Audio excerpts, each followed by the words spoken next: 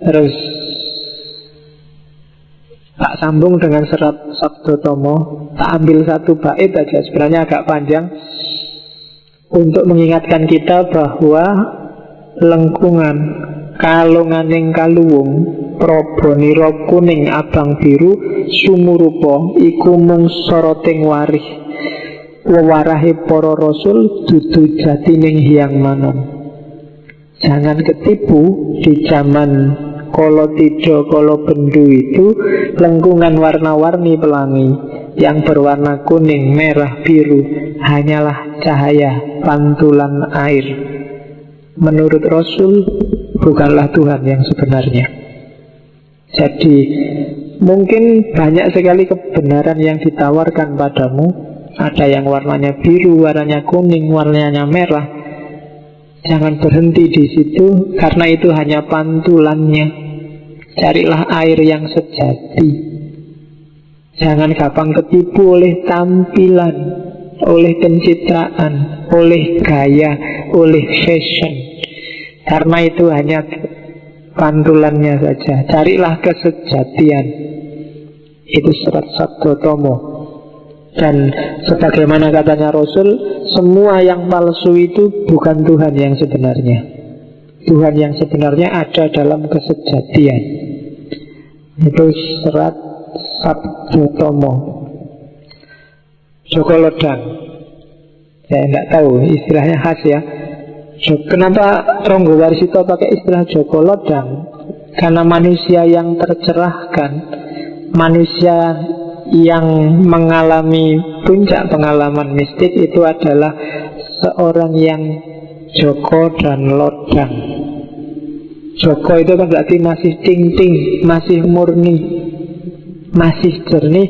Dan lodang, dia santai, tidak kesusu-susu, nggak dipepet-pepet oleh dunia, longgar dia.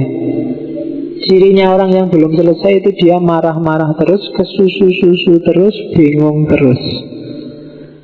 Tapi kalau sudah Joko Lodang, kamu jernih dan santai, itu berarti kamu sudah selesai dengan dirimu sendiri. Jadi di sairnya Joko Lodang gumandul, praptaning ngetengkrang seruwus, eling-eling pasti karsaning hyang wiji, gunung mendak jurang meronjul, ingusir tojo prangkasor. Jadi Joko Lodang datang berayun di antara pohon-pohon. Jadi karena dia sudah santai, ya nongkrong di atas pohon, tidak masalah, ngerokok-ngerokok, ngopi-ngopi, santai, dia sudah selesai, sudah tercerahkan.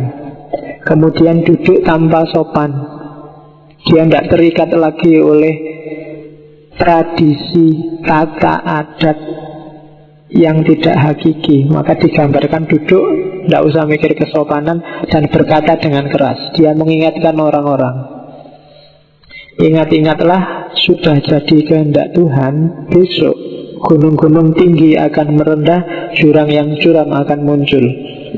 Kalau bahasa Jawa ini namanya wolak waliing zaman. Zaman akan kebalik-balik.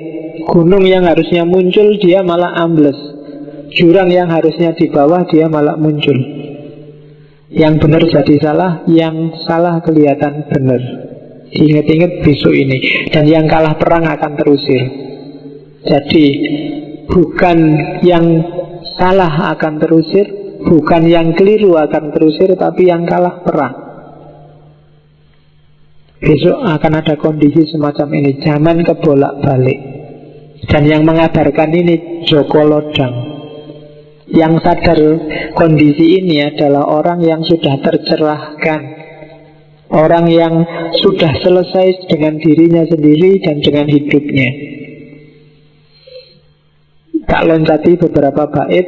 Terus ada lagi yang gelisah siapa? Mbok perawan songgo uang, duh kiteng kolbu. Kenapa pakai istilah mbok perawan? Kenapa pakai istilah mbok dan kenapa pakai istilah perawan? Perawan sama kayak Joko tadi, ada kemurnian, ada kejernihan di situ. Kenapa mbok? Mbok itu kan semacam kakak atau ibu yang perempuan. Kenapa kakak dan ibu yang perempuan? Karena dalam mbok ada jiwa ngayomi, ada jiwa sayang, ada keibuan yang bisa mengasuh. Ketika Joko Lodang menceritakan besok zaman akan kebolak-balik, kacau dan rusak, yang gelisah pertama-tama adalah mbok perawan.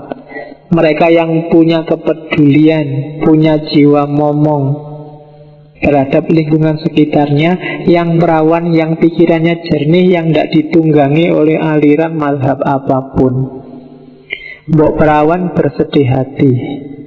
Cuma kemudian Joko Lodang nabdo malih, Joko Lodang berkata lagi, namun ketahuilah bahwa ada hukum sebab musabab, kepastian yang bisa dibaca. Usahakanlah supaya segera terjadi. Jadi hidup ini ada sunnatullahnya. Siapa menabur, dia akan menanam. Solusinya biar wolak-wali ing zaman itu segera selesai, taburlah yang baik-baik sekarang. Tidak usah nunggu besok, tidak usah kesuwen diskusinya. Sekarang selesaikan itu, besok kita akan panen yang baik. Kalau kita nggak segera menanam sekarang, kita masih gegeran sendiri, saling caci antar kita sendiri sekarang, tidak akan ada panen besok. Maka sekaranglah, itu hukum sebab musabab. Hidup ada sebab akibatnya. Kalau kamu tidak rajin sekarang, pintermu ya tidak besok. Jadi kalau ingin besok pinter, sekarang rajinlah, tekunlah belajar, besok kamu akan pinter. Itu sebab akibat. Kalau ingin Indonesia ini beres segala urusannya besok, kita semua harus tirakat sekarang. Kalau kita menunda-nunda tirakat, semua nyari enaknya sendiri, senangnya sendiri, ya zaman kalau tidur, wolak-wali yang zaman tidak akan selesai. Masih lama. Wiku mesti sawijinya tidak akan muncul. Untuk jadi wiku kan harus ada tirakat. Dan tugas kita sebenarnya untuk tirakat itu tadi. Itu peringatannya Joko Lodang. Bait selanjutnya ini nanti yang sering ditafsirkan orang ramalan kemerdekaan Indonesia, karena pas kalau pakai Condro Sengkolo itu tahun 1945. Jadi sangkalane masih nunggal zamanipun ning sakjroning madya akhir. Wiku Sabto Ngesti Ratu, adil parimar mengdasih ing kono kersaning manun. Kapan era sebab akibat itu selesai? Zamannya masih sama, jangan khawatir. Pada akhir pertengahan zaman, Wiku Sabto Ngesti Ratu, Wiku 7 Sabto 7 Ngesti 8 Ratu 1. Jadi tahun Jawa 1877. Itu kalau dikonversi tahun Saka 1887 itu sama dengan tahun 1945. Pas. Akan ada keadilan antara sesama manusia. Itu sudah menjadi kehendak Tuhan. Ini yang saya bilang dahsyatnya Ronggo Warsito. Nasihat ini bisa berlaku segala zaman, tapi dia bisa menyisipkan salah satu fase yang menunjukkan bahwa yang dia omongkan benar, yaitu 1945. Jadi itu yang tadi contohnya, contoh Condro Sengkolo. Di banyak puisinya, di banyak syairnya, seratnya nanti semacam ini. Terus ini nasihat untuk anak-anak muda. Serat Wedarogo.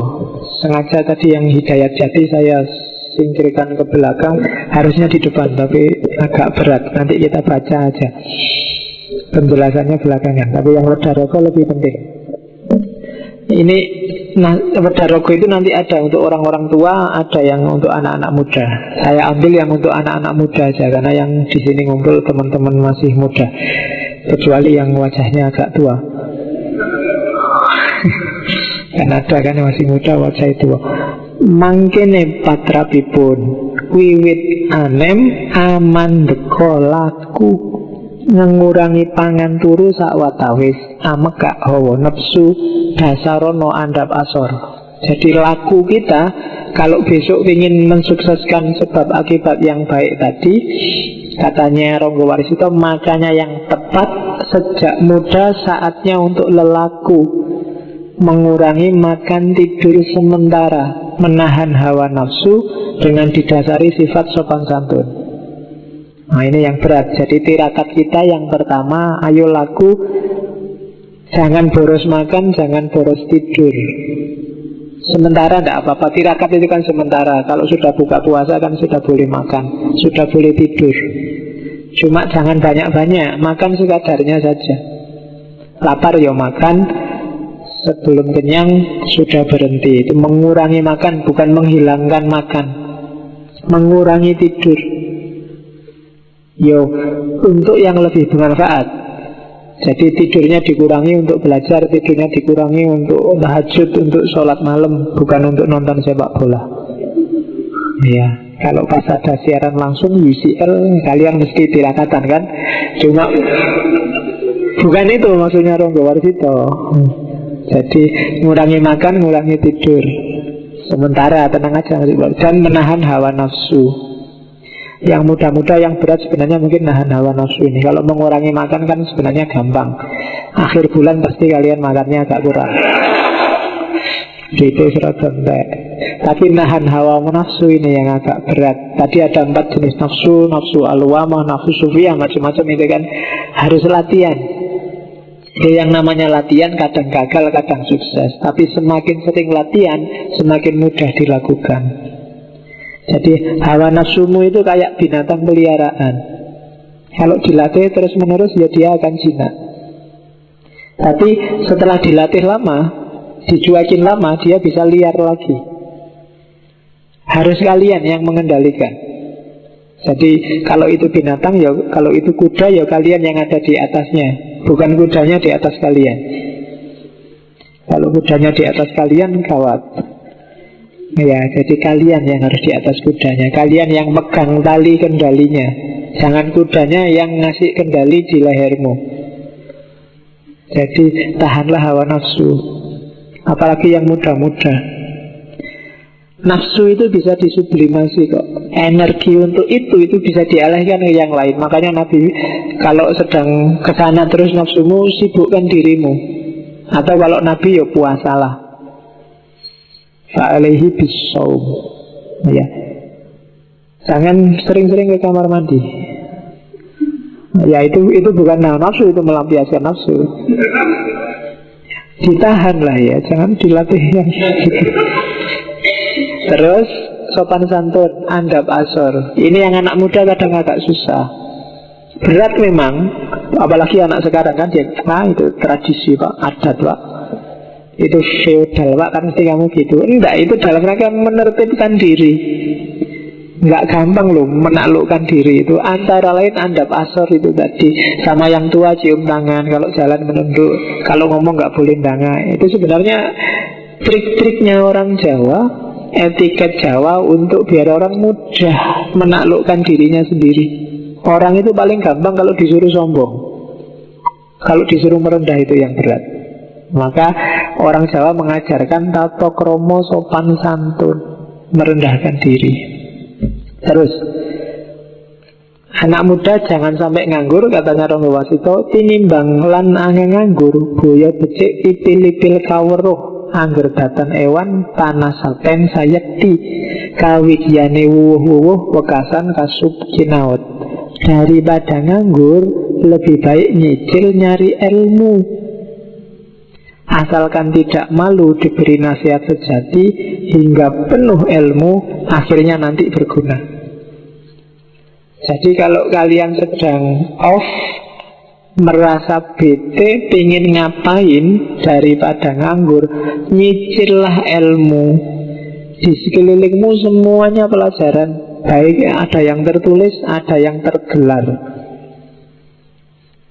Terus tambah ilmumu. Jangan malu kalau diberi nasihat, baik oleh tulisan, oleh lingkungan maupun oleh orang yang lebih pandai. Sampai kamu penuh akhirnya nanti berguna, jangan khawatir. Jadi mumpung masih muda, nyicil, ipil-ipil kawruh. Nah, besok kalau kalian punya kelompok diskusi, nggak usah dikasih nama bagus-bagus, kasih nama ipil-ipil kawruh. Nggak apa-apa, itu khas Jawa.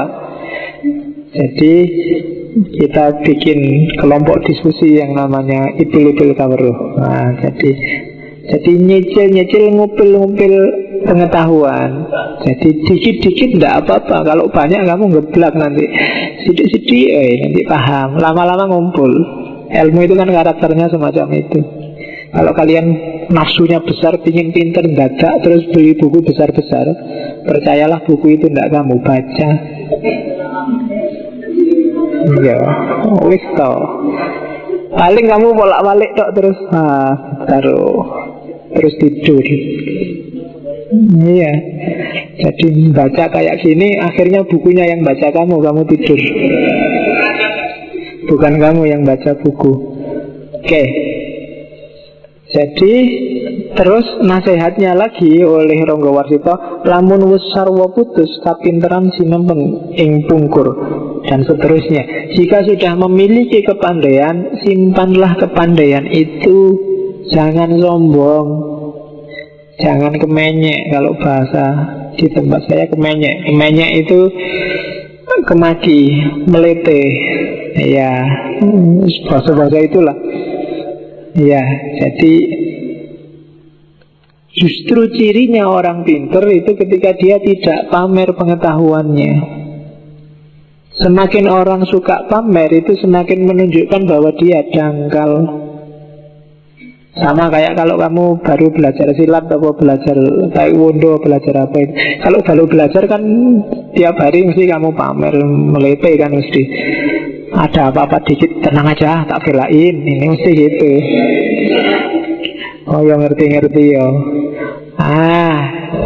Jangan deh, perlihatkan kebodohan. Semakin berat ilmunya, semakin menunduk kepalanya. Dan jangan salah, di samping rendah hati, gayamu yang menunduk tadi akan mempermudah dalam bertindak tanduk dan berhubungan dengan orang lain. Tidak ada orang yang senang bergaul sama orang sombong, meskipun dia pinter. Kamu sendiri yang merasakan mungkin IP-mu 2 sementara temanmu IP-nya 4. Kalau kamu temanmu ini sudah IP-nya 4, gaya lagi, ya nggak apa-apa sih kan, IP-nya 4 gaya nggak apa-apa. Cuma nggak enak kan kamu punya. Rasanya itu mending gak usah deket-deket dia deh, daripada dilecehkan terus. Dikit-dikit ngomong IP2, dikit-dikit ngomong IP2. Gak usah lah, meskipun kenyataannya begitu. Ya kan, dikit-dikit nasihati, kamu itu mau belajar. Gak inget orang tuamu, tiap hari nasihati gitu ya, kamu kan judik juga, bete juga. Ya nanti kamu balas, tenang aja, saya kan nyimpen ilmuku, gak tak keluarin. Ya, jadi jangan sombong, disimpan aja. Kalau memang pada saatnya ya dikeluarin. Kalau ada orang butuh ya dikasih, tidak masalah, cuma jangan sombong. Karena begitu kamu sombong, meskipun kamu memang pinter, orang akan lari darimu dan ilmumu akan kehilangan manfaatnya. Orang mungkin tidak percaya, mungkin yang diomongkan benar, tapi kalau sudah tidak suka kan nggak masuk. Oke. Sebab di dalam hidup banyak orang tak mau kelihatan bodoh, maka selalu menunjukkan pengetahuannya sendiri agar dipuji sebagai orang unggul. Tak taunya akan terjerumus. Jadi hati-hati kalau kamu sombong, sombongmu itu akan nabrak kamu sendiri. Sebenarnya apapun perilaku tercela yang kamu lakukan, akhirnya akan nabrak kamu sendiri. Jadi jangan dikira mudaratnya itu dirasakan orang lain. Yang pertama-tama merasakan akhlakmu yang jelek itu dirimu sendiri. Kerugiannya ya kamu sendiri. Kalau benar-benar pandai, orang yang pintar itu harusnya tidak demikian kelakuannya. Haruslah dengan kira-kira bagaimana baiknya. Pandai-pandailah mengaku bodoh agar dapat memberi manfaat pada orang lain. Pinter-pinterlah merendah. Makanya orang Jawa itu kan lebih suka rendah diri, rendah hati. Ngomong aja kan gak suka yang keras-keras. Karena memang dasar teorinya untuk bisa harmoni dengan sesama itu kita harus agak merendah. Kalau semua orang muncul, semua orang menonjolkan dirinya, yang terjadi pasti konflik. Jadi merendahlah. Terus yang ini mohon maaf tak skip, tak loncati. Kalau ada waktu kita ulang lagi di sesi filsafat Jawa entah kapan. Serat Wirid Hidayat Jati. Jadi ini penjelasannya panjang-panjang. Saya masukkan sengaja biar kayak tadi diinget-inget aja.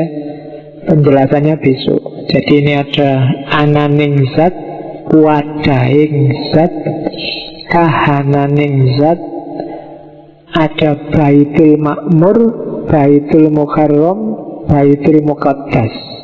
Itu teori ketuhanan yang luar biasa dari Serat Wirid Hidayat Jati. Nanti level selanjutnya ada penetapan iman, dan akhirnya adalah syahadat. Oke, sudah jam Syair terakhir. Coba dilihat. Ini syair ketika Ronggo Warsito meramalkan kematian dirinya.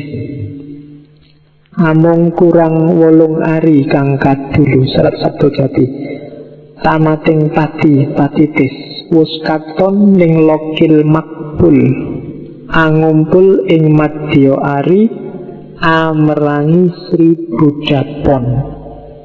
Terlihat hanya kurang 8 hari lagi datangnya kematian. Sudah tiba waktunya kembali menghadap Tuhan, berkumpul di tengah hari, tepatnya pada hari Rebu Pon.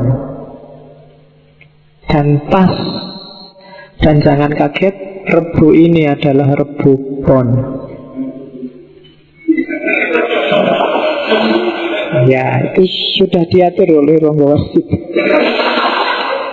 Ya.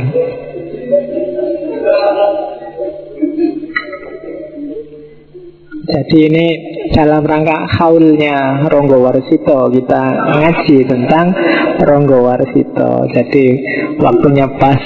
Ini enggak secara sengaja. Jangan khawatir, ada sebab musabab. Apa-apa ada timbal baliknya. Kalau kita niat, semangat, pada saatnya akan ada banyak kebetulan-kebetulan yang menyenangkan. Termasuk Rebu Pon. Oke, sudah hampir jam 10. Kita tutup dengan doanya Ronggo Warsito ya. Itu yang tak sebut tadi, Sandi Asmo. Coba dicek di kalimat terakhir. Borong anggo sakwargo Mesi Martoyo. Ya, Mesi Martoyo itu jiwa raga surga yang abadi.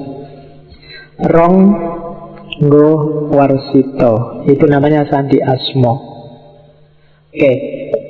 Duh Gusti sageto sabar santoso, mati sakjroning ngawurip, kalis ing reh aruroho, murka angkara sumingkir, tarlen meleng molaksih, sanitya sing tias mematuh, badaring sapudenda, antuk mayar sawetawis, borong anggo sawarga Mesi Martoyo.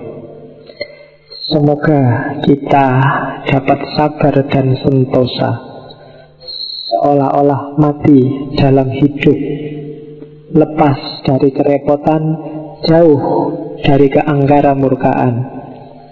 Biarkanlah kami hanya memohon karunia padamu, guna mendapat ampunan, diberi sekedar keringanan. Hamba serahkan jiwa dan raga hamba.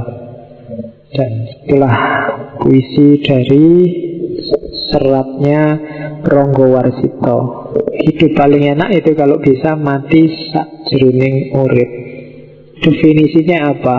Lepas dari kerepotan duniawi, karena kita tidak terikat lagi, tidak jatuh cinta lagi sama dunia, dan jauh dari keangkara murkaan.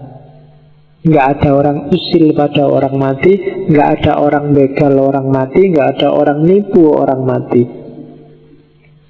Jadi hidup yang enak itu mati sakjroning urip. Kayak kita juga kayak orang mati. Orang mati itu kan tentrem, nggak repot-repot, nggak capek-capek melekan, nggak capek-capek nyari uang, nggak capek, santai aja. Ada siaran langsung, listrik mati, nggak apa-apa. Ya kan? Itu mati sakjroning urip.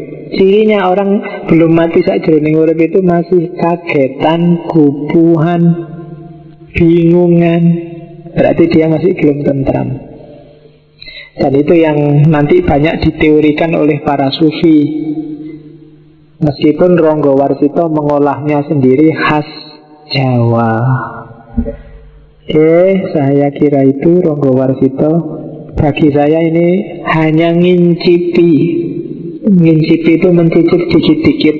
Sebenarnya masih sangat banyak, sangat panjang, sangat dalam. Untuk semua tokoh pujangga kemarin, semuanya sebenarnya masih incip-incip.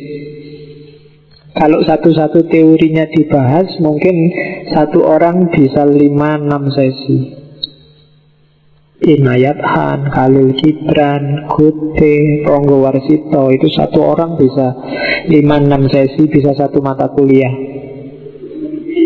Ya, cuma ya keterbatasan waktu dan mood, maka kita hanya bisa incip-incip. Yo kapan-kapan, kayak tadi kan sebenarnya kita loncat banyak di serat wirid Hidayat Jati. Puncaknya sebenarnya ada di situ. Itu yang dianggap ensiklopedi Islam kebatinan Jawa. Ya silahkan dibaca sendiri. Beberapa penelitian juga sudah ada yang ke situ.